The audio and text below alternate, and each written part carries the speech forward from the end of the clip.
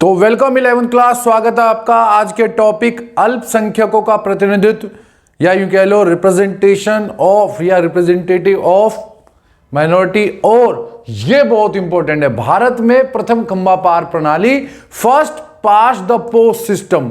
इसके ऊपर कई बार डिस्क्रिप्टिव बड़ा 4-6 नंबर का क्वेश्चन आया और उसके प्रभाव भारत पर क्या पड़े। तो जल्दी से स्टार्ट करते हैं आज का वीडियो और टॉपिक। मैं हूं विक्रांत, आप देख रहे हैं पॉलिटिकल साइंस 90+ मार्क्स।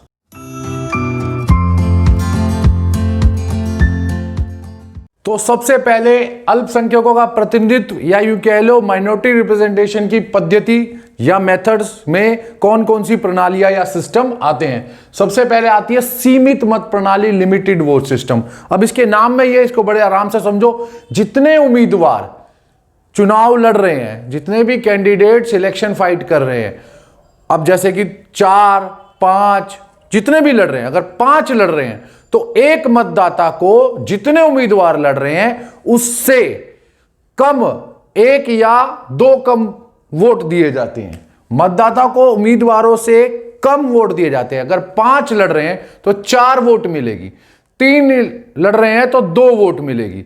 तो सीमित मत प्रणाली, इसमें मतदाता को लिमिटेड सीमित वोट दिए जाते हैं। अगर 7 प्रतिद्वंदी या इलेक्शन उम्मीदवार लड़ रहे हैं तो 5 मिल सकती है, 6 मिल सकती है। लेकिन सबसे बड़ी बात, अब सारे मत, अगर 5 लड़ रहे हैं और एक मतदाता को 4 वोट मिली है, उसको वो चारों एक ही उम्मीदवार को देनी होगी। इससे क्या फायदा होता है कि कोई भी जो अल्पमत है, अल्पमत मतलब जो अल्पसंख्यक है, माइनॉरिटी है, जो संख्या में कम है, हम उसी के लिए बात कर रहे हैं। इसमें जो संख्या में कम है वो अल्पमत या अल्पसंख्यक, नंबर्स में जो लेस है, कम है, ठीक है, वो अपना 1-2 प्रतिनिधि या उम्मीदवार को जिता सकते हैं, क्योंकि सारे वोट एक ही को देकर वो उसे जिता सकते हैं, विजयी करा सकते हैं। लेकिन इसके राजनीति पर बुरे प्रभाव भी है। अल्पमत विचारधारा, माइनॉरिटी आइडियोलॉजी को बढ़ोतरी, बहुत इंक्रीज मिलता है। सारे अल्पमत अलग अलग बढ़ जाते हैं और अपने प्रतिनिधि को जिताने में लग जाते हैं। तो राष्ट्र से ज्यादा, नेशन आइडियोलॉजी या थॉट से ज्यादा अल्पमत, माइनॉरिटी विचारधारा काम करने लगती है। बड़े अल्पमत को ही प्रतिनिधि, इसमें ज्यादा प्रतिनिधित्व या रिप्रेजेंटेशन उस अल्पमत को मिलेगा जो अल्पमत में भी ज्यादा है। माइनॉरिटीज भी बहुत सारी होती है, जैसे एक जगह पे मान सकते हैं भाषा के आधार पे है, तो हो सकता है कि कुछ 10 लाख हो एक भाषा को बोलने वाले, कोई 5 लाख हो, कोई 8 लाख हो, लेकिन प्रतिनिधित्व रिप्रेजेंटेशन उसको मिलेगा जो अल्पमत में भी संख्या में वैसे तो कम है देश में, लेकिन अल्पमतों में ज्यादा है। अल्पमत को उनके अनुपात में प्रतिनिधित्व नहीं मिलता। क्यों नहीं मिलता? क्यों, जो ज्यादा है अल्पमत में संख्या में वो ज्यादा प्रतिनिधित्व ले जाते हैं, और जो संख्या में कम है वो उनको मिलता ही नहीं, और या कम मिलता है। इसके अलावा सिर्फ बहुसदस्यीय, ये वही कामयाब या सक्सेसफुल है जहां एक निर्वाचन क्षेत्र से 4-5 प्रतिनिधि चुने जाने हैं। मल्टी मेंबर इलेक्टोरल रीजन या क्षेत्र है, एरिया है। अब अगर किसी जगह से इलेक्टोरल क्षेत्र या रीजन से, कोई निर्वाचन क्षेत्र से एक ही प्रतिनिधि चुना जाना है, तो वहां पर यह वाली सिस्टम कामयाब नहीं है। अब हम बढ़ते हैं जल्दी से इसमें दूसरी प्रणाली पर। तो अब हम आते हैं अल्पसंख्यकों वाले में दूसरी प्रणाली, दूसरे सिस्टम पर। इसे बोलते हैं एकत्रित संचयी मत प्रणाली, क्यूमुलेटिव वोट सिस्टम। इसमें थोड़ा सा चेंज हो जाता है। मतदाता को उतने ही वोट या मत मिलते हैं जितने प्रतिनिधि चुने जाने हैं। याद रखना, जितने उम्मीदवार लड़ रहे हैं नहीं। मान के चले एक क्षेत्र, एक रीजन से 5 प्रतिनिधि या रिप्रेजेंटेटिव जीत कर जाएंगे या प्रतिनिधि बनेंगे, और वहां लड़ रहे हैं 10 उम्मीदवार, तो 10 वोट नहीं मिलेंगे, क्योंकि उम्मीदवार वो होता है जो चुनाव लड़ रहा है, प्रतिनिधि वो बनेगा जो जीत जाएगा उस क्षेत्र से। तो जितने प्रतिनिधि चुने जाने, अगर मान ले किसी क्षेत्र से 5 चुने जाने, 7, जितने भी चुने जाने हैं, प्रतिनिधि बनने हैं, उतने ही वोट उसको मिलेंगे। अब उसको छूट क्या है मतदाता को, कि वो चाहे तो एक ही उम्मीदवार को सारे वोट दे दे अपने। मान के चले एक क्षेत्र से 5 प्रतिनिधि चुने जाने, 5, उसे 5 वोट मिले। अब वो चाहे तो वो 5 एक ही उम्मीदवार को दे दे, या अलग अलग बांट सकता है। अलग अलग भी दे सकता है, एक को भी दे सकता है। मतदाता को स्वतंत्रता होती है, एक को भी दे, अलग अलग भी दे सकता है। अब इसमें सबसे बड़ी इसके बुरे प्रभाव क्या है? जनसंख्या के अनुपात में प्रतिनिधित्व वही पुराना, जिसकी जितनी जनसंख्या उतना नहीं। हो सकता है अल्पमत या माइनॉरिटी में उसको ज्यादा प्रतिनिधित्व मिल जाए जिसकी अल्पमत में भी संख्या कम है।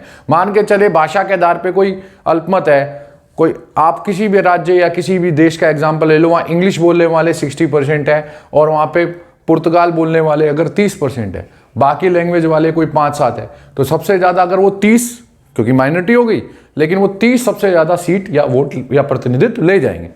यदि अल्पमत सुसंगठित है, ये बहुत बड़ी बात है, यदि वहां की माइनॉरिटी या अल्पमत बहुत सुसंगठित है, बहुत ज़्यादा वेल ऑर्गेनाइज्ड है, तो वहां पर वो हो सकता है बहुमत से ज़्यादा भी प्रतिनिधि या रिप्रेजेंटेटिव ले जाए। और अनेक मत इसमें बेकार हो जाते हैं, वेस्ट हो जाते हैं, इनका कोई यूज नहीं होता। क्यों नहीं होता?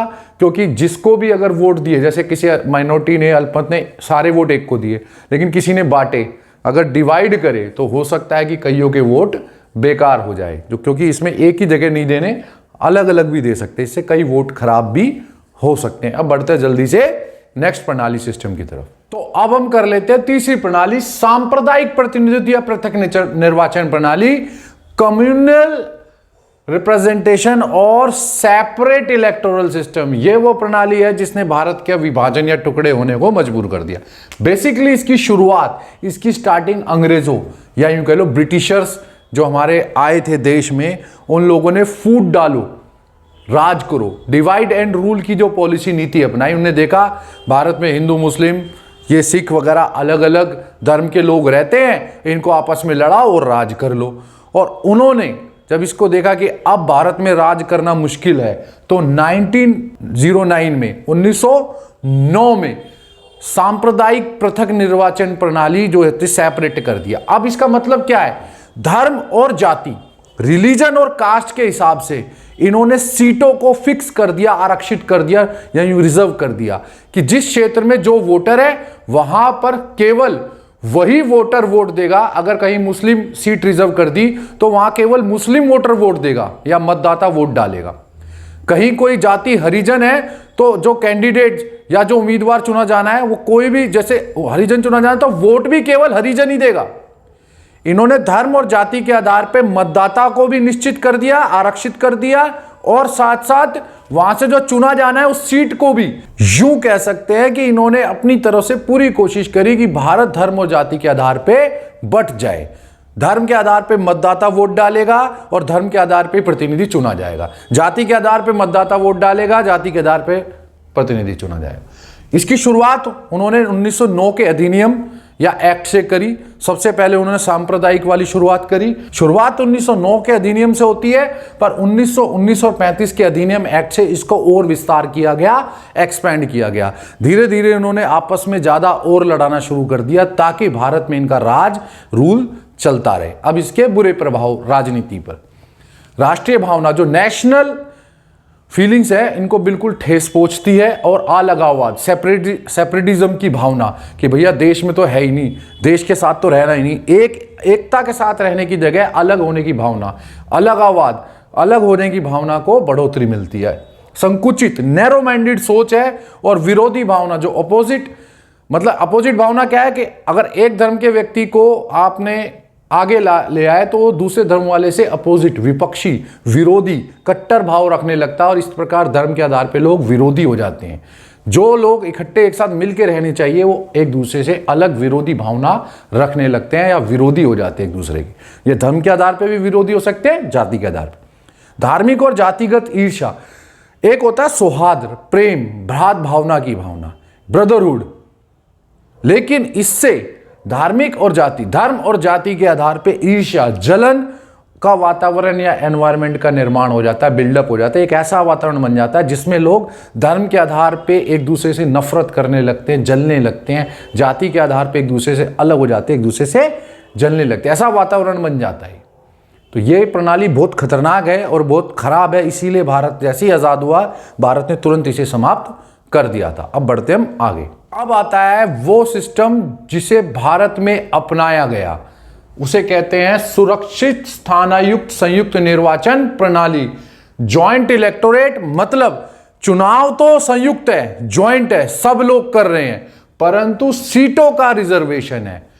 इस प्रणाली में या इस प्रणाली के अनुसार सिस्टम में अल्पमत माइनॉरिटी के लिए स्थानों का आरक्षण या यूं कह लो आरक्षित, मतलब रिजर्व, आरक्षण कर दिया जाता है, आरक्षित कर दिया जाता है, रिजर्व कर दिया जाता है। और यह रिजर्वेशन होता है जनसंख्या या पॉपुलेशन के रेशो में, अनुपात में। जैसे अगर अनुसूचित जाति देश में 10% है, 15% है। तो 15% स्थानों को अभी फिलहाल जो है वो बता देता हूं।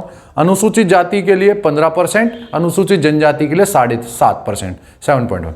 तो क्या है, जिसकी जितनी जनसंख्या अल्पमत में, माइनॉरिटी में, उसको उतने प्रतिशत सीटें रिजर्व कर दी जाती है कि इतने प्रतिशत उम्मीदवार, या किसी किसी सीट को बोल देते हैं या अनुसूचित जाति की है, जनजाति की। अब उस सीट पर जो चुनाव लड़ेगा उम्मीदवार, वो उस अनुसूचित जाति या जनजाति का होगा। लेकिन चुनाव लड़ने वाले के लिए सीट रिजर्व है, लेकिन चुनाव संयुक्त है, इलेक्शन संयुक्त या ज्वाइंट है, सिस्टम नहीं बदलेगा। उस क्षेत्र के जनरल कास्ट भी, सारे कास्ट वाले जितने भी उस क्षेत्र के मतदाता हैं, चाहे वो किसी भी धर्म के हो, जाति के हो, सब वोट डालेंगे और अपनी पसंद से अपने उम्मीदवार को जिताएंगे। हालांकि उम्मीदवार अनुसूचित जाति का ही होगा, लेकिन उसमें वोट डालने वाले सब होंगे। मतदाता इसमें सभी होते हैं क्षेत्र के, लेकिन सीटें जनसंख्या, या यूं कह लो कि जो स्थान है जनसंख्या के अनुपात में रिजर्व कर दिया कि भाई अगर देश में 500 है तो 15 के हिसाब से 75 अनुसूचित जाति के आएंगे। तो उनके हिसाब से सीटें फिक्स कर देता है इलेक्शन कमीशन, चुनाव आयोग, कि ये सीट पे अनुसूचित जाति का ही कैंडिडेट या उम्मीदवार लड़ेगा। लेकिन वो क्षेत्र में सबका प्रतिनिधित्व करता है, ये नहीं कि अनुसूचित जाति का, क्योंकि उसमें वोट भी संयुक्त डाल रहे हैं, ज्वाइंट डाल रहे हैं, सब लोग डाल रहे हैं। और ये भारत में फिलहाल यही सिस्टम या प्रणाली को अपनाया गया है। अब आ जाता है, जिसे बहुमत मिलता है वही विजयी होता है, जिसको ज्यादा वोट मिल जाते हैं वो जीत जाता है। अब इसमें आता है, जिसे बहुमत मिलता है वह विजयी होता है, जिसको ज्यादा वोट मिल जाते हैं, मेजोरिटी मिल जाती है, वो जीत जाता है। और प्रारंभ में भारत ने जब इसकी स्टार्टिंग हुई थी 10 साल के लिए अपनाया था, 1950 से 60, लेकिन धीरे धीरे संशोधन संविधान में बढ़ाते बढ़ाते, संशोधन करते करते इसे बढ़ाते गए और वर्तमान में इसे 2026 तक बढ़ा दिया गया। अब 2026 के आगे क्या होता है ये हमें आगे पता चलेगा। अब बात आती है इसके राजनीति पर जो प्रभाव पड़े वो क्या है। इसके ज्यादा बुरे प्रभाव नहीं है, अच्छे ही पड़े हैं, इसीलिए हम उसके बारे में बात करेंगे। अल्पमत और पिछड़े वर्ग, माइनॉरिटी और पिछड़ा जो बैकवर्ड क्लास है, उनको प्रतिनिधित्व मिल जाता है, रिप्रेजेंटेशन मिल जाता है और स्थान आरक्षित, सीट रिजर्व हो जाती है उनकी। सांप्रदायिक निर्वाचन प्रणाली के जो दोष थे, जो बुरे प्रभाव थे, वो बिल्कुल समाप्त हो जाते हैं, फिनिश हो जाते हैं। इसीलिए सांप्रदायिक निर्वाचन प्रणाली को समाप्त भी कर दिया गया। भारत ने इसको अपनाना अच्छा समझा। इससे क्या है कि भले ही स्थान आरक्षित है, लेकिन वोटर जो मतदाता है वो सारे हैं। जीता चाहे अनुसूचित जाति का, लेकिन जीता हुआ जो उम्मीदवार या प्रतिनिधि जहां भी जिस क्षेत्र से है, वो अपने क्षेत्र के सारे उम्मीदवारों का प्रतिनिधित्व करता है। वो जीत भले ही अल्पमत का जाएगा, लेकिन है वो सबका प्रतिनिधि ज्वाइंट में। तो अब हम बढ़ते हैं आगे और बहुत इंपॉर्टेंट टॉपिक पे, जो है प्रथम खंबा पार प्रणाली, first past the post system. ये बहुत इंपॉर्टेंट है, इसको ढंग से समझना, वरना इसमें क्वेश्चन तो आता ही आता है और ज्यादातर गलत भी करके आते हैं। उसकी तरफ बढ़ते हैं। तो अब हम आते हैं सबसे इंपॉर्टेंट बात पर, प्रथम खंबा पार प्रणाली, first past the post system. और भारत ने इसे क्यों अपनाया, वाई इंडिया चूज दिस या दैट, इसको अपनाने के पीछे भारत क्यों, क्या कारण थे। तो पहले एक सिंपल सी बात हम करेंगे कि इसका अर्थ क्या है।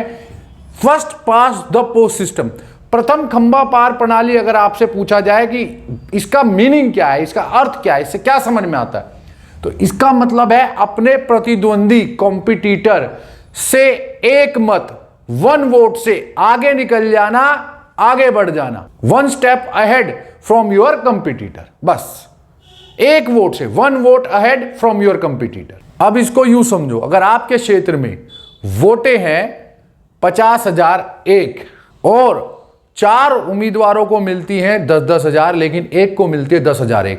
अब देखा जाए लॉजिकली, तर्क से सोचो, जिसको 10,001 मिली उसको विजयी घोषित कर दिया गया, विन है। लेकिन अब इसको लॉजिकली सोचो, उसके खिलाफ कितनी है, 10-10 हजार, 4 अपोजिट जगह पड़ी तो 40,000 हो गई। लेकिन उसके विपक्ष में जो वोट है वो बट गए हैं, डिवाइड हो गए हैं, और जिसको अपने प्रतिद्वंदी से एक वोट भी आगे मिल गई है, एक वोट से भी ज्यादा है, उसको विजयी या विन घोषित कर दिया गया। भारत ने इस सिस्टम को अपनाया और भारत में यही सिस्टम है। इसमें क्या होता है, इसका अर्थ आपको पता लग गया, अपने प्रतिद्वंदी कॉम्पिटिटर से एक वोट, सिंगल वोट अहेड आगे हो जाना, बढ़ जाना, उसको ही विन घोषित कर दिया जाएगा। अब इसकी बात ये आती है, अगर ये 1 नंबर में आ जाए तो इतना ही लिख देना, अपने प्रतिद्वंदी से एक वोट से आगे। 2 में आ जाए तो लिखना कि जिसमें जिस उम्मीदवार को ज्यादा वोट मिल जाती है अपने प्रतिद्वंदी के सामने उसको विजयी घोषित कर दिया जाता है। और आगे आएगा तो जरूर पूछेगा भारत ने इसे क्यों अपनाया। अब हम बढ़ते हैं उस तरफ। तो पहला कारण आता है इसमें कि भारत ने इसे क्यों अपनाया, जनता का राजनीतिकरण ना होना, पॉलिटिसाइजेशन ना होना। जब भारत आजाद हुआ तब भारत की 85% 85% जनता निरक्षर थी, उनको गुलामी की आदत पड़ चुकी थी, 200 साल गुलाम रहे थे। अचानक उनके सामने उनका राजनीतिकरण नहीं हुआ था, उनको लोकतंत्र नहीं पता था, वोट कैसे देते हैं नहीं पता था। अब उनके सामने आप अनुपातिक या एकल संक्रमणी मत प्रणाली की अलग अलग वोट दो, ऐसे वोट दो, कोटा निकलेगा, इतना सब डालते तो उनकी समझ में नहीं आता, उनका पॉलिटिसाइजेशन नहीं हुआ था। जनता राजनीतिक रूप से इतनी ज़्यादा समझदार, इतनी ज़्यादा वेल नोन नहीं थी, राजनीति से परिचित नहीं थी, लोकतंत्र में क्या होता है, कैसे चुना, इतना ज़्यादा नहीं पता था। इसके कारण भारत में इसको अपनाया गया क्योंकि ये समझने में बहुत सरल है, सिंपल है, जनता को आसानी से समझ में आ जाती है, जनता राजनीतिक नॉलेज ज्ञान ना रखते हुए भी इसका इस्तेमाल कर सकती है। तो ये सबसे पहला कारण था। अब बढ़ते हैं हम दूसरे कारण की तरफ। तो दूसरा कारण आता है भारत में बहुदलीय व्यवस्था, मल्टी पार्टी सिस्टम को अपनाया था। अब इसमें क्या है, भारत में बहुदलीय मतलब कोई भी व्यक्ति दल बना सकता है, चुनाव लड़ सकता है। तो पहले ही बहुत सारे दल आए थे। अगर हम ये वाले सिस्टम को आते, अल्पमत, आनुपातिक, एकल संक्रमणी, ये कोई भी प्रणाली को अपनाते, तो ये बहुदलीय व्यवस्था के कारण, मल्टी पार्टी सिस्टम के कारण और भी बहुत सारे दल बन जाते, फिर तो दल दल बन जाता। अभी भी भारत में 150 के करीब दल है, क्षेत्रीय राष्ट्रीय मिला के। और अगर आप ये मानो कि वो वाला सिस्टम आ जाए तो ये 1,500 15,000 दल भी बन सकते हैं। क्यों? जिसके पास भी कुछ वोट हैं, कुछ मत हैं अपने क्षेत्र में, वही अपना दल बना के बैठ जाएगा। तो भारत में बहुदलीय व्यवस्था थी। इसमें क्या है, बहुत सारे दल राजनीति में भाग ले सकते हैं, पार्टिसिपेट कर सकते हैं।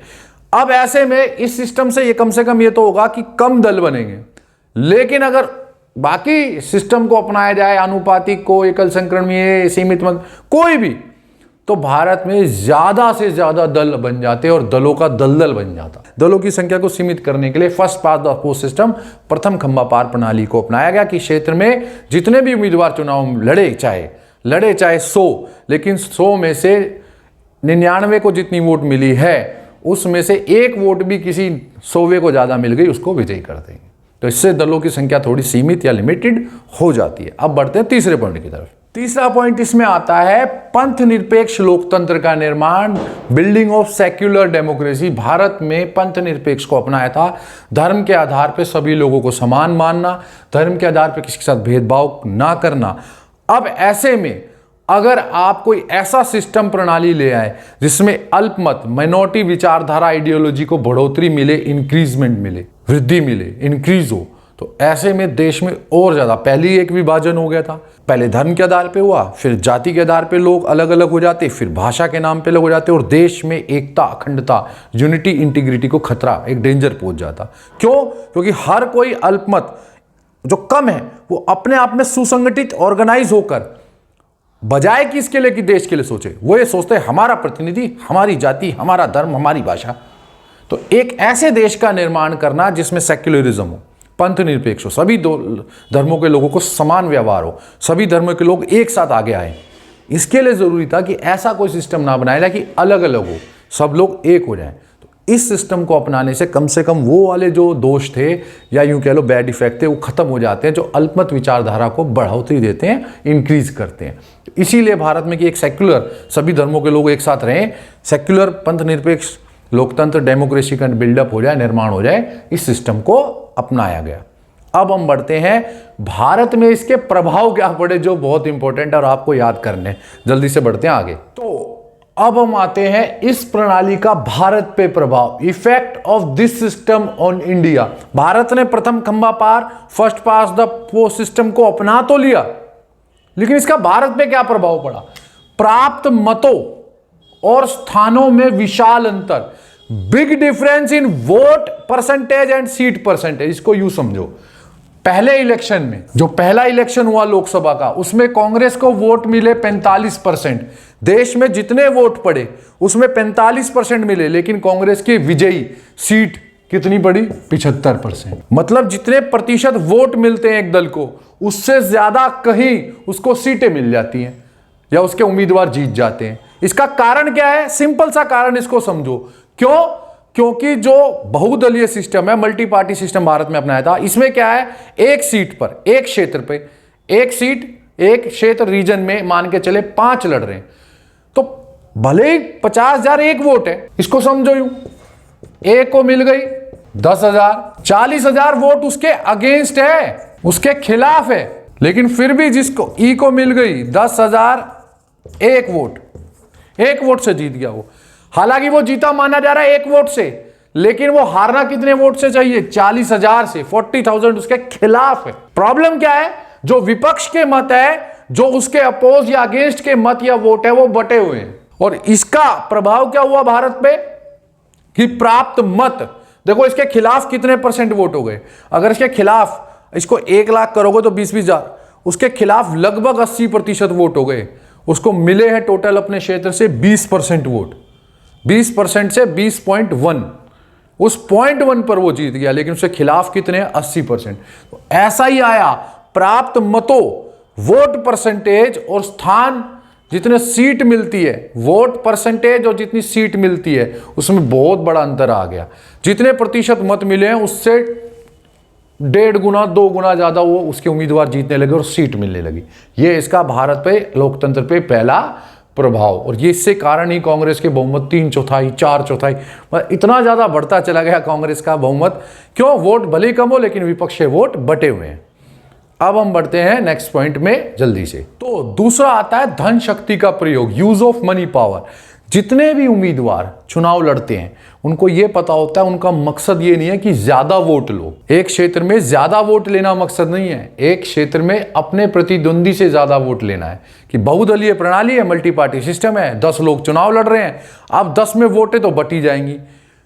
तो जो उम्मीदवार भी चुनाव लड़ रहा है वो ये सोचता है किसी तरह मनी पावर, धन शक्ति से किसी तरह से एक बार जीत जाऊं और ज्यादा से ज्यादा वोट लेने की जगह यह कि इनसे ज्यादा ले आऊं। लोकतंत्र कहता है ज्यादा वोट मिले, लेकिन इस सिस्टम से क्या हुआ? धन शक्ति का प्रयोग, यूज ऑफ मनी पावर बढ़ गया। क्यों?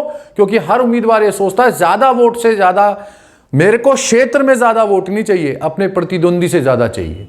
तो जितने उसको वोट दे रहा, किसी तरह मैं धन, पैसे को ज्यादा से ज्यादा इस्तेमाल करके, लोगों में पैसे बांटकर, वोट खरीद कर, इनसे एक भी ज्यादा वोट आ गई तो मैं जीत गया। और इस तरह कि अपने प्रतिद्वंदी से आगे निकल जाऊं, बस कि किसी तरह अपने कॉम्पिटिटर से आगे निकल जाऊं। पैसे का यूज बढ़ता चला गया, धन शक्ति का प्रयोग बढ़ता चला गया। और हम ये सब जानते हैं कि चुनाव में कितने पैसे का गैर कानूनी, इलीगल तरीके से इस्तेमाल होता है। वो इसी के कारण है। अगर एक क्षेत्र में ये वाला सिस्टम आ जाए ना कि उसको जितनी वोटें हैं उनमें ज्यादा वोट लेनी है अपने प्रतिद्वंदी, तो इसका इस्तेमाल भी पैसे का बहुत कम हो जाएगा। क्यों? उसे बहुत ज्यादा लोगों को अपनी तरफ लाना पड़ेगा। अब उसे लोगों से ज्यादा देखना कि उससे ज्यादा लोग आ जाए, दूसरे वाले से ज्यादा वोट मिल जाए, तो इसलिए पैसे का इस्तेमाल भी बढ़ गया। अब बढ़ते हैं नेक्स्ट पॉइंट की तरफ। तो इसमें तीसरा पॉइंट आ जाता है अपने पद और प्रशासन का मंत्रियों द्वारा दुरुपयोग, misuse of post and power and administration. इसके साथ प्रशासन के साथ आप यूं कह लो शक्ति का भी दुरुपयोग। Misuse, power, post and administration, मंत्रियों द्वारा अपनी शक्ति, अपने पद और अपने प्रशासन का दुरुपयोग। अब इसको यूं समझो, भारत में मंत्री पद, मान के चले कोई एक व्यक्ति जीता हुआ है और चुनाव दोबारा होने हैं, लेकिन वो व्यक्ति जो जीता हुआ है अपने पद पर, मंत्री तब तक अपने पद पर बना रहता है जब तक कि दोबारा चुनाव होकर उस पद पर कोई ना आ जाए। होना यह चाहिए कि इलेक्शन से पहले सारे पद खाली हो जाए, लेकिन भारत में उल्टा सिस्टम है थोड़ा। भारत में यह सिस्टम अपनाया गया है कि एक मंत्री या एक जो भी सांसद, विधायक एक ने क्षेत्र से, अपने एरिया से जीता हुआ है, वो तब तक उस क्षेत्र का सांसद, विधायक रहेगा तब तक कि दूसरा जीत के ना आ जाए। अब होता क्या है, चुनाव आ जाते हैं, चुनाव से पहले खाली तो हुआ नहीं स्थान, क्योंकि मंत्री वहां है, भी है, सांसद भी है, विधायक भी, और वो अपनी शक्ति का, अपनी पावर का, क्योंकि वो वहां पर जीता हुआ पहले से, वो वहां पे मंत्री है, सांसद है, विधायक है, तो अपने क्षेत्र में उसका अपनी शक्ति का, क्योंकि उसके अंडर जितने भी सरकारी कर्मचारी, अधिकारी आएंगे वो मजबूर है कि उसके नियंत्रण में रह के काम करे, क्योंकि वो भी मंत्री है, वो सांसद है, उस क्षेत्र का विधायक है। तो वो क्या करते हैं, अपनी शक्ति का, जो उनको राजनीति में मिली हुई है, अपने पावर का, अपने शक्ति का, अपने पद का, अपनी पोस्ट का कि भाई मैं तो मंत्री हूँ, ढांचे में जितने भी मशीनरी है, गाड़ियाँ हैं, लोग हैं, सरकारी अफसर, उस ढांचे सिस्टम में जितना भी मशीनरी, सरकारी मशीनरी इस्तेमाल कर रहा है वो अपने पावर के हिसाब से अपने लिए इस्तेमाल कर लेता है। तो प्रशासनिक शक्ति का, अपनी एडमिनिस्ट्रेशन पावर का, अपनी पोस्ट की शक्ति का फुल इस्तेमाल करते हैं मंत्री, सांसद, विधायक चुनाव जीतने के लिए। क्यों? उनको पता किसी तरह से इतनी वोट ले आओ ताकि दूसरे से आगे निकल जाए। और त्याग पत्र तो दिया नहीं। होना यह चाहिए कि चुनाव से पहले त्याग पत्र हो और वो स्थान खाली हो, लेकिन ऐसा भारत में नहीं है। अब नहीं है तो हर मंत्री, सांसद, विधायक जो भी जीता हुआ अपने क्षेत्र, वो अपनी प्रशासनिक शक्ति का, एडमिनिस्ट्रेटिव पावर का, अपनी पोस्ट पावर का पूरा इस्तेमाल करता अपने हित के लिए, अपने फेवर के लिए, अपने इंटरेस्ट के लिए। और किसी भी तरह से चुनाव पे प्रभाव डाल के, इलेक्शन पे इफेक्ट डाल के अपने प्रतिद्वंदी या कॉम्पिटिटर से थोड़ा आगे निकलने की कोशिश करता है। ज्यादा आगे थोड़ी निकलना है, एक वोट भी ज्यादा मिल गई जीत गया। इसीलिए मिसयूज करता है पावर का। ये इसका तीसरा प्रभाव। अब बढ़ते हैं चौथे प्रभाव की तरफ। तो नेक्स्ट प्रभाव या इफेक्ट क्या पड़ा? प्रतिबद्ध चुनाव अधिकारी, कमिटेड इलेक्शन ऑफिसर्स, जो भी लोग चुनाव में, इलेक्शन में ड्यूटी कर रहा है, उसका सबसे पहला फर्ज है, सरकारी कर्मचारी, अधिकारी कोई भी हो, और न्यायपालिका, वो दो चीजों पे टिकी है। लोकतंत्र दो ही चीजों पे टिका है, प्रशासन और न्यायपालिका, एडमिनिस्ट्रेशन और जुडिशरी, स्वतंत्र, फ्री और निष्पक्ष, अनफेयर रहेगा। लेकिन क्योंकि मंत्री अपने पद पर बना हुआ है, तो जितने भी चुनाव अधिकारी आखिर है तो सरकारी कर्मचारी, गवर्नमेंट है, तो आप क्या करोगे? उसके अंडर में हो, नियंत्रण में हो, और बजाय कि वो फ्री, स्वतंत्र होकर काम करे, किसी का पक्ष ना ले, निष्पक्ष होकर काम करे, अनफेयर हो जाए, वो क्या कर, फेयर होकर काम करे, तो वो क्या करता है? अनफेयर हो जाता है और वो मंत्री के प्रति कमिटेड हो जाता है। क्यों? क्योंकि उसके नियंत्रण में, उसके कंट्रोल में, उसके अंडर में काम कर रहा है। ये कहानी फंस जाती है। इसीलिए भारत में चुनाव अधिकारी कमिटेड हो जाते हैं, कमिटेड हो गए इस सिस्टम के कारण। कमिटेड क्यों हो गए? पता है कि बंदा पोस्ट पे है, वहाँ का सांसद है, विधायक है, उसके अंडर में, नियंत्रण में, और दोबारा जीत गया तो तुम्हारे को वैसे नहीं जीने देगा, वो मंत्री बन गया तो क्या करते हैं चुनाव अधिकारी बेचारे? स्वतंत्र, निष्पक्ष की जगह कमिटेड होकर, प्रतिबद्ध होकर काम करने लगते हैं। इसका नतीजा ये भी निकला भारत में। अब बढ़ते हैं नेक्स्ट पॉइंट की तरफ। नेक्स्ट पॉइंट आता है, मतदाता जागरूक नहीं है। भारत में मतदाता, वोटर्स अवेयर नहीं हुए। देखो, मतदाता का एक सिंपल सा पता लग गया कि भाई मतदाता, हम वोट कुछ भी दे, लेकिन इसके पास कुछ वोट ज्यादा है, वो जीत जाए। तो बजाय कि इस चीज के वो राजनीति के प्रति जागरूक हो, अवेयर हो, वो अनअवेयर होना ज्यादा समझे। भारत का मतदाता जागरूक नहीं है, अवेयर नहीं है, लहर के साथ चलता है कि यार मेरी वोट खराब हो जाएगी, इसको दे दे, अरे जीत तो रहा ही, दे दे। अभी कांग्रेस के साथ क्या हुआ था विधानसभा चुनाव में? एक हवा उड़ा दी कि भाई कांग्रेस तो सरकार तो नहीं बन रही, इसीलिए इसका उम्मीदवार भी नहीं जिताओगे क्या तुम? भाई जो अच्छा उम्मीदवार है उससे तो वोट मिलनी चाहिए। लेकिन ज्यादातर वोटर, मतदाता जागरूक नहीं है, अवेयर नहीं है। क्यों नहीं है? उनको पता है कि ये नहीं तो ये जीत जाएगा, ये नहीं तो ये जीत जाएगा। सिस्टम ही ऐसा बन गया है, एक प्रणाली ऐसी बन गई है, इसमें कोई ये नहीं तो ये जीत जाए, हालात एक जैसे रहेंगे। क्यों एक जैसे रहेंगे? सब लोग एक जैसे हो गए। मतलब दिमाग में जागरूकता, अवेयरनेस, या दिमाग के प्रति ये कहते हैं ना, रुचि, इंटरेस्ट लेना ही बंद कर दिया है। क्यों? क्योंकि भैया अरे विपक्ष में ज्यादा होते भी कि एक वोट से भी जीत जाएगा यार आदमी। तो इस सिस्टम ने मतदाता को जागरूक बनाने के है अनअवेयर बना दिया, जागरूक ही नहीं होना चाहता मत। तो मतदाता जागरूक नहीं बन पाया, इसके कारण ये इफेक्ट हुआ।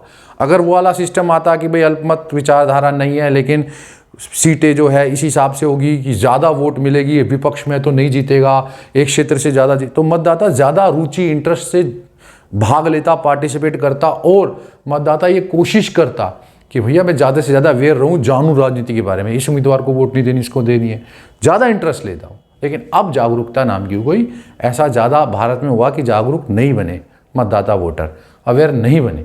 अब बढ़ते हैं नेक्स्ट पॉइंट की तरफ। तो नेक्स्ट आता है अपूर्ण और त्रुटिपूर्ण मतदाता सूचियां, इनकम्प्लीट और डिफेक्टिव वोटर लिस्ट। अगर आप अपने क्षेत्र में जहां भी रहते हो, आपने देखा होगा कई बार नहीं, काफ़ी बार आपके वहाँ पर सरकारी लोग आते हैं, जो ऑफिसर्स हैं, कर्मचारी आते हैं, और आपके यहाँ देखते हैं भाई कौन 18 साल का हो गया, कौन 18 साल के बाद अगर आपके घर में कोई बुजुर्ग था, किसी की डेथ हो गई है, या कौन कौन 18 साल के, उनका रजिस्ट्रेशन होता है, पंजीकृत। उसके बाद उस क्षेत्र की, एरिया की वोटर लिस्ट बनती है, मतदाता सूची बनती है कि कौन कौन उस क्षेत्र में रजिस्टर्ड या पंजीकृत वोटर है, मतलब उस क्षेत्र में कौन कौन मतदाता बनने के योग्य है। अब क्योंकि सबको पता है, जितने भी उम्मीदवार लड़ रहे हैं, खास करके शासक दल जिसका शासन है, रूल है, जो पावर में, वो ये कोशिश करता है कि ऐसे एरिया में जो उसके खिलाफ है वोट, जहां उसके अगेंस्ट में वोट पड़ सकती है, वहां वो नए वोटर को रजिस्टर ही ना करे या किसी वोटिंग लिस्ट में डिफेक्ट डाल दे कि भाई इसका नाम मत डालो या ये डाल दो कि यहां से चला गया है। कैसे करेगा वो? दबाव डालकर, जो सरकारी कर्मचारी, बजाय कि इसके कि एक पूरी मतलब फुल वोटर लिस्ट बने, अधूरी मतदाता सूची बना देगा। उस क्षेत्र के वोटर को डालेगा ही नहीं जिसमें उसके अगेंस्ट में वोट हो, ताकि वो जीत जाए। दूसरी तरफ डिफेक्टिव करा देगा, या तो उसमें डाले, कुछ लोगों को 18 होने के बाद भी नाम नहीं आएगा, कुछ ऐसे होंगे दूसरी तरफ से जिनका 18 होने ही थे, दूसरे जहां उनके वोट है वहां से ज्यादा वोट डलवा देगा या ज्यादा नाम डलवा देगा, डिफेक्टिव लिस्ट बनवा देगा। कईयों को दिखा देगा डिलीटेड छोड़ के चला गया, जबकि बंदा वहीं होगा। शासक दल इसका पूरा इस्तेमाल करता है। क्यों करता है? ताकि ऐसे एरिया में जहां उसके अगेंस्ट में विरोध में वोट है, वहां वो अपूर्ण इनकम्प्लीट मतदाता सूची बनवा दे या डिफेक्टिव बनवा दे, और जहां उसकी वोट ज्यादा है वहां से ज्यादा वोटर को रजिस्टर कराने की कोशिश करेगा ताकि उसको ज्यादा वोट मिल जाए। क्यों? किसी तरह से बस इतने वोट मिल जाए कि मैं इस क्षेत्र में जीत जाऊं, बाकी दूसरी तो वोटें बट जाएंगी इधर उधर। इस तरीके का प्रभाव भारत में ये पड़ा। मतदाता सूची कभी पूरी तरह से फुल नहीं आई, और ऐसी तो आई नहीं जिसमें गलती ना हो, जिसमें मिस्टेक ना हो। इसका ये प्रभाव भारत पे पड़ा। अब बढ़ते हैं नेक्स्ट पॉइंट की तरफ। तो अब नेक्स्ट पॉइंट आता है निर्दलीय उम्मीदवार और गैर मान्यता प्राप्त दलों के प्रत्याशी या उम्मीदवारों की समस्या, प्रॉब्लम ऑफ इंडिपेंडेंट कैंडिडेट्स और नॉन रिकॉग्नाइज्ड पार्टी। देखो, जिस भी क्षेत्र में जिस व्यक्ति का जरा सा भी होल्ड है या पकड़ है, उसको लगता है कि उसको इतनी वोट मिल जाएगी, ज्यादा नहीं, 1 लाख वोट है तो ये नहीं कि उसको कम से कम 60,000 वोट मिल जाएगी, नहीं, लड़ रहे तो 10 हैं। उसको लगता है अगर वो किसी भी तरह से थोड़ा भी जोर लगा के कुछ वोट इतनी ज्यादा ले आएगा कि देखो ये तो 10-10 है, लेकिन मेरे को 2 या 10 वोट या 50 वोट, 5,000 वोट ज्यादा मिल जाएगी। तो इसमें ऐसे प्रत्याशी उम्मीदवारों की संख्या बढ़ती रहेगी जिसके ज्यादा एरिया में नहीं तो कम एरिया पे होल्ड है, लेकिन वो अपने एरिया पे होल्ड है। तो धीरे धीरे क्या हुआ? गैर मान्यता प्राप्त ऐसे दल जिनको मान्यता रिकॉग्नाइजेशन, वो दल धीरे धीरे बढ़ने लगे, और निर्दलीय उम्मीदवारों की संख्या, प्रत्याशी उम्मीदवार बढ़ने लगे। नॉन पार्टी कि भैया मैं तो स्वतंत्र लड़ रहा हूं, फ्री होके, किसी पार्टी में नहीं हूं। अब नहीं है तो नहीं है, लेकिन ऐसे एरिया थे जहां पर कुछ लोगों का होल्ड पकड़ ज्यादा होती है, उस एरिया में ज्यादा जानते हैं उसको, वहां वो लड़ने लग गए। हर एरिया में से कुछ लोग, इससे निर्दलीय उम्मीदवारों की संख्या भी बढ़ गई, नॉन पार्टी कैंडिडेट्स की, और गैर रिकॉग्नाइज, जो नॉन रिकॉग्नाइज या गैर मान्यता प्राप्त दल थे वो भी बढ़ गए, क्योंकि हर व्यक्ति को लगा 2-4 बंदों को कि दल बनाओ, छोटा सा दल बना के वहां लड़ लो जहां हमारे को लोग जानते हैं और किसी तरह चुनाव जीत जाओ। क्यों? क्योंकि ज्यादा वोट नहीं लेने, दूसरों से ज्यादा लेने। तो इससे निर्दलीय उम्मीदवारों की संख्या बढ़ गई। 5 अगर पार्टी के उम्मीदवार लड़ रहे हैं तो 50 गैर दलीय या यूं कह लो निर्दलीय लड़ रहे। यह समस्या आई भारत में। तुम देखना 3-4 तो दल के होते हैं, वो 20-20 खड़े होते हैं निर्दलीय कि ले भाई मैं भी वोट काटूंगा, मैं भी वोट लूंगा। ऐसा सिस्टम बन गया इससे। क्यों? बस किसी तरह दूसरे से ज्यादा डालने। ज्यादा वोट से मतलब नहीं है कि बहुमत मिलेगा, मेजोरिटी नहीं मिलनी, मेजोरिटी वोट नहीं चाहिए, बहुमत वोट नहीं, मत नहीं चाहिए, दूसरे से ज्यादा चाहिए बस। अब बढ़ते हैं नेक्स्ट पॉइंट की तरफ, जो इसका प्रभाव भारत पर पड़ता है। तो अब इसका नेक्स्ट पॉइंट आता है चुनाव क्षेत्रों की सीमाओं में परिवर्तन, changing in the boundaries of constituency. देखो, जो कोई शासक दल है, अगर कोई रूलिंग में पावर है और उसका कोई सांसद, मंत्री कहीं से चुनाव लड़ रहा है, इलेक्शन लड़ रहा है, तो वो ये देखेगा उसके क्षेत्र में 1 लाख वोट है, उसे पता है कि भाई मेरे पास 1 लाख में से इतने वोट तो हैं कि मेरे को 50,000 नहीं 70,000 मिलेंगे, 70 नहीं 80 मिलेंगे, इसको हिसाब लगा लेते। लेकिन वो ये देखता है चलो इस क्षेत्र से मेरे को 80,000 मिलेंगे, लेकिन इस क्षेत्र से कोई हार रहा है, उसको वहां लाख में से सिर्फ 40,000 मिल रही है, 60,000 दूसरे को मिल रही है, तो वो क्या करते हैं, इस क्षेत्र की जनसंख्या को तोड़ के इसमें मिला देगा। अब यहाँ की 20,000 वोट यहाँ डाल देगा। इस बात को यूँ समझो कि आपके यहाँ पे लाइन है, 2 लाइन है, 4 लाइनों में से आपको पता लग जाए कि 1 लाइन उधर बराबर की कांटे की चल रही है, तो आप पीछे वाले 3 बेंच को हटा के उसमें मिला दो जो आपके वोट है। इधर तो आप पहले जीते पड़े हो, सारी वोट आपकी है। उधर वाले के 6 बच्चे अगर वहाँ चले जाएंगे जहाँ बराबरी की टक्कर हो रही है, तो वहाँ वोट बढ़ जाएगी। तो ऐसे ही अगर यहाँ मान के चले भाई उसकी 80,000 वोट है एक दल की, और यहाँ मान के चलते उस दल की 40,000 वोट है, वो 20 यहाँ दे देगा, यहाँ 60 में भी जीत गया, और यहाँ 20 देने के बाद 40 से 60 होगी, तो दोनों जगह 60-60 करके जीत जाएगा। तो क्या करते हैं शासक दल, चुनाव का जो क्षेत्र है, कॉन्स्टिट्यूएंसी है, उसके क्षेत्र में, रीजन में परिवर्तन कर देते हैं। वोटिंग एरिया या जो क्षेत्र, जैसे एक ब्लॉक 6 ब्लॉक है, 10 ब्लॉक है, 10 में से एक ब्लॉक काट के दूसरे में डाल दिया, और ऐसा हुआ है कई बार भारत में, ताकि अपने आप को जिता सके। तो इसका कारण क्या है? क्योंकि 1-2 वोट से भी जीत गए, 10 वोट 5000 वोट भी ज़्यादा हो गई, तो इधर से इधर डाल दो और हम जीत जाएंगे, क्योंकि मेजोरिटी वोट नहीं चाहिए, दूसरे से ज़्यादा चाहिए। तो ये प्रभाव भी भारत पर इसका पड़ा है कि चुनाव क्षेत्रों में परिवर्तन कर दिया जाता है, कॉन्स्टिट्यूएंसी की बाउंड्री बदल दी जाती है, वोटर्स को इधर से उधर, उधर से डाल देते हैं। अब बढ़ते हैं नेक्स्ट पॉइंट की तरफ। तो नेक्स्ट पॉइंट आता है, भारत पे क्या प्रभाव पड़ा है? चुनाव याचिकाओं के निर्णय में देरी, delay in decision of election petition. अगर चुनाव में कोई भी छोटी मोटी गड़बड़ हुई है या ऐसा कुछ कि भाई चुनाव में कुछ गलत हुआ है, तो कोई भी एक व्यक्ति याचिका पिटीशन लगा सकता है, लेकिन इसके कारण इतनी ज्यादा याचिकाएं लगती है। क्यों? क्योंकि कोई भी बंदा अपने आप को जिताने के लिए धन शक्ति का प्रयोग है, वायलेंस का, हिंसा का प्रयोग है, बाहुबल का प्रयोग है, अपनी पावर का प्रयोग है, बाहुबल कह लो कि मतलब होता है ना, गुंडागर्दी का प्रयोग करना, अपनी पावर का मिसयूज करना, शक्ति का, पोस्ट का मिसयूज, इतनी सारी एप्लीकेशन लगती है, क्योंकि हर व्यक्ति जीतने के लिए प्रयास करता है। कोई शराब का इस्तेमाल करता है, कोई पैसे का करता है, कोई पावर का करता है, शक्ति का करता है, कोई धर्म का करता है, कोई जाति का करता है। ये सब गैर कानूनी है, लेकिन सबको जीतने के एफर्ट में, विन के प्रयास, जीतने के प्रयास में इन सब चीजों का इस्तेमाल खुलकर होता है। हम सब जानते हैं, आप भी जानते हो, मैं क्या जानता हूं, सब जानते हैं। इसके कारण इतनी ज्यादा चुनाव याचिकाएं या इलेक्शन पिटिशंस लगती है कि उनके निर्णय, उनके डिसीजन बहुत देर से आते हैं, और इस कारण की देर से आते हैं, उन याचिकाओं का या उन पिटिशंस का कोई भी प्रैक्टिकल व्यावहारिक महत्व या इंपॉर्टेंस नहीं, व्यावहारिक महत्व, प्रैक्टिकल इंपॉर्टेंस बचता ही नहीं। क्यों? निर्णय आने में 4-5 साल लगते हैं, दूसरा चुनाव आ जाता है। इतनी ज्यादा याचिकाएं हो जाती हैं। इतने जज वगैरह, कितने जज बिठाओगे? ज्यादा बिठाओगे और ज्यादा, एक दिन में 10,000 याचिका आ रही है, कितने दिन चुनाव चलता है? 30 दिन। करे जाओ याचिकाएं कंप्लीट। तो उनका सिर्फ लिखित और कानूनी महत्व बच गया है, रिटर्न और लीगल इंपॉर्टेंस, कि भाई आप दे सकते हो, लेकिन व्यावहारिक प्रैक्टिकल इंपॉर्टेंस महत्व नहीं बचता। क्यों? ज्यादा भार पड़ता है। ये सिस्टम के कारण ये प्रभाव भी पड़ा है। अब बढ़ते हैं नेक्स्ट पॉइंट की तरफ। तो नेक्स्ट आता है पंथ, जाति, भाषा के आधार पर समर्थन प्राप्त करना, seeking the support on the basis of sects. Sects मतलब रिलीजन या धर्म के आधार पे, कास्ट जाति के आधार पे, लैंग्वेज भाषा के आधार पे समर्थन प्राप्त करने की कोशिश करना। सबको लगता है कि वो अपने एरिया में, ऐसे एरिया में चुनाव लड़े जहां पर उसी के धर्म के ज्यादा लोग हो, या उसी के जाति के ज्यादा लोग हो, या उसके भाषा के आधार पे ज्यादा लोग हो। ज्यादा मतलब ये नहीं कि पूरे एरिया में ज्यादा, बस इतने ज्यादा कि उसको उसके नाम पर वोट मिल जाए और वो अपने एरिया में जीत जाए। क्यों? क्योंकि 1-2 वोट से भी आगे निकल गया तो जीत गया। तो इसकी बजाय कि एक जगह पर एक काबिलियत, टैलेंटेड उम्मीदवार जीते, जो काम करने वाला हो, वो उम्मीदवार जीतता है जो धर्म के नाम पे वोट बटोर सके, जाति के नाम पे वोट बटोर सके, कास्ट के नाम पर, भाषा, लैंग्वेज के आधार पे।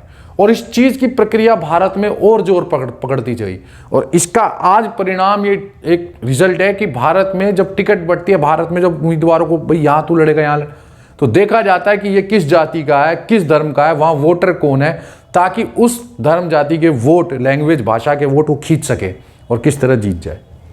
हर दल ने ये सिस्टम शुरू कर दिया। एक दल के लिए कोई एक दल जिम्मेदार नहीं, सब लोग ये सोचते हैं कि मैं जीत जाऊं, बस किस तरह मेरा काम हो जाए। सिस्टम ही ऐसा है, 1-2 वोट से भी आगे निकल गए तो जीत गए। तो एक क्षेत्र में जो भी ज्यादा थोड़ा सा है, तो धर्म के आधार पे, चाहे भाषा के आधार पे, चाहे वो कास्ट जाति के आधार पे, वहीं पे इसी हिसाब से वोटिंग का सिस्टम, मतदान का सिस्टम बना लिया कि भाई ज़्यादा से ज़्यादा लोगों को खींचो, धर्म भाषा जा, और इसका ज़्यादा प्रयोग होने लगा। जबकि कानूनी तौर पे, लीगल तौर पे धर्म, भाषा, जाति के आधार पे वोट मांगना गैर कानूनी है, लेकिन खुलकर प्रयोग होता है। क्या कर लेंगे? क्यों? क्योंकि किसी तरह जीतना है। खुलकर प्रयोग होता है, सामने नहीं दिखता, लेकिन जहाँ पे जो जाति के, कास्ट के ज़्यादा लोग हैं, वही कैंडिडेट खड़ा कर देंगे, तो वही उम्मीदवार खड़ा कर देंगे, तो ऑटोमेटिक उसकी तरफ। तो ये प्रभाव पड़ गया इसका काफ़ी ज़्यादा भारत के लोकतंत्र, डेमोक्रेसी पर। उम्मीद करता हूँ आपको पूरा टॉपिक समझ में आ गया होगा। अब जो आगे इसमें आएगा वो आएगा भारतीय निर्वाचन आयोग, कार्य स्वतंत्रता और उसके कमियां जो हैं, भारतीय चुनाव प्रणाली कमियां, वो बहुत इंपॉर्टेंट है। आने वाली वीडियोज़ में हम उनको कवर करेंगे। अगर इसमें कोई डाउट हो गया तो आप मुझसे पूछते हैं। तो जल्दी मिलेंगे अगली वीडियो में। मैं हूं विक्रांत, आप देख रहे हैं पॉलिटिकल साइंस 90+ मार्क्स।